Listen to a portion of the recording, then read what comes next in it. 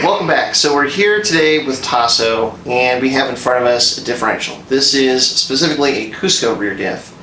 And the reason Tasso is here and this diff is here is because you were telling me that you need to replace or upgrade the rear differential in your race car. Mm-hmm. So what is in there currently? So right now I have, it's an R180 because my car, although it was a WRX, has been converted to 03 JDM STI stuff. So along with that, I had a Clutch-Type STI limited slip in there, which is not, I don't think, what came with that generation. It is. The very early STIs had Clutch-Type rear diffs, but they were very, very soft. Okay. So like they were not set up with a very aggressive preload or anything like that. So it is then what came with the 03 STI stuff, but we tried to do fiddle with it as much as we could to get as much lockup out of it as we could. Yeah. But I can definitely tell that it is not as tight a differential as my front differential, which is a Cusco already. Yeah. So that's where we talked about like upgrading to a Cusco. Now, so we got this in, and the standard recommended differential for the rear of a rally car is a 1.5 way diff. For most applications, it's actually a 1.5 way diff for the rear. So we've made the video on how differentials work, and I'll put a link to that. But basically, 1.5 way, what that means is that you're getting the full lockup potential of the differential under acceleration, and the half means that you're getting about 50% of that lockup potential under decel. But then in talking about it, since this differential can be configured as a 1.5 way or a 2 way, you're thinking, well, let's go ahead and go with a 2 way rear diff, because let's just see what that is. So we actually took this apart, reconfigured it as a 2 way diff, which is actually pretty easy to do. And then we got to talking about it, and then we changed it back to 1.5 way. So the 2 way diff is basically getting the same amount of lockup potential under acceleration and under deceleration. And Cusco, generally speaking, for rally applications, the recommendation is a 1 way front, 1.5 way rear. And they recommend for just like really aggressive use, the 2 way rear. So what were you thinking of going with the 2 way, and what kind of swayed you back to going with the 1.5 way? Sure. Well, first of all, I'm a sucker for anything that says aggressive. So sure. If there's an aggressive option, yeah, I'll describe myself that way in my driving style. But really, so what it comes down to in my thought process, and what I've found so far playing with my DC-CD center differential with an aftermarket controller, and then also just what I noticed after putting the front differential in, was that generally the tighter the diffs, the more consistently the car handled. Sure. So I can, with driving technique, get a car to step out, because that's like one of the drawbacks of a tight differential, right? Is that it's a little harder to get it to turn in nicely and stuff like that. But I can generally drive around that. But that consistency is really big for me in being comfortable with that car on the limit. So, not only being a sucker for aggression, but looking for as much consistency that I could find in order to kind of have that nice, comfortable driving experience. I thought 2 way, right? Because it's in my experience, the tighter the diffs have been, the more I like the car and the way it handles. The other thing I have to weigh this with, though, is the fact that Cusco has such an extensive background and extensive database for this kind of stuff. They've been making diffs for a long time, longer than I even knew, and they have a pretty extensive setup catalog to kind of fall back on. So ultimately, after we talked a little bit, I kind of waffled on you and had you change it back from a 2 way to a 1.5 way, just to kind of follow the direction and the advice of the people that have been here before. Yeah. Well, and it's one of those things where this is a known quantity. So like in our rally car, we're running a 1.5 way rear and a 1 way front. You were running a Clutch-Type diff, which is probably in the ballpark of a 1.5 way if you've done more preload on the stock diff.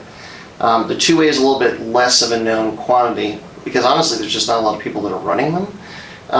And in talking it through as we were taking the diff apart and putting it back together again, the biggest downside with the 2 way is that the rear axle is going to be very locked up all the time. And so like under acceleration, that lockup helps you get the car moving faster, and when you're in a slide, it gives you a little bit more control of the throttle, of the angle of the car, and basically to keep the momentum of the car going.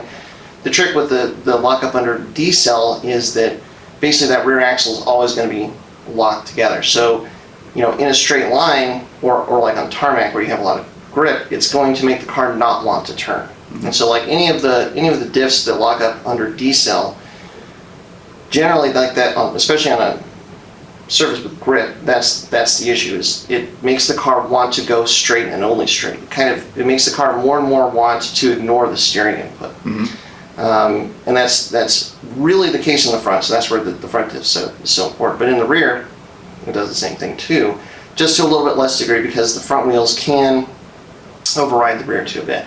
So, and then also like in a slick situation, if you lift off, you're going to get a lot of lockup, which is going to really want to initiate that slide. Right. Which is cool, but it's like if it's there all the time, that's something that you might have to deal with more. Right, and that's one of those things that, you know, thinking about that, I almost thought to myself, well, maybe we should go back to 2-way from 1.5-way, because having that you know, ability, so much of sliding a Subaru around on gravel is just dealing with weight transfer and on and off throttle, on and off brake, and so to have that kind of almost simplify, put it on one pedal, you know, that was really intriguing to me, to kind of play with that dynamic, but I think I haven't had a problem initiating or controlling the slide angle so far using a lot of lift-up braking.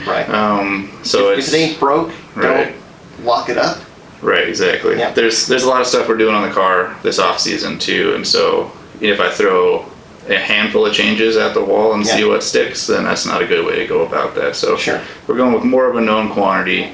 And the cool thing is, I mean, I'll probably, when I put it in the video, I'll speed it up, but the actual time to take the differential apart, rebuild it, put it back together, and the first time we even had one of the clutch packs that moved on us, so we had to take it apart, put it back together a second time, was about 5.5 minutes. Right. So now getting it out of the rear pumpkin, that's the tricky part. Right, it's going to take longer to take the differential out of the car than it will to take the differential out of the differential housing. Yes, but that is the cool thing about the Cusco 1.5-way rear, is it has the ramp angles for the 1.5-way and the 2-way.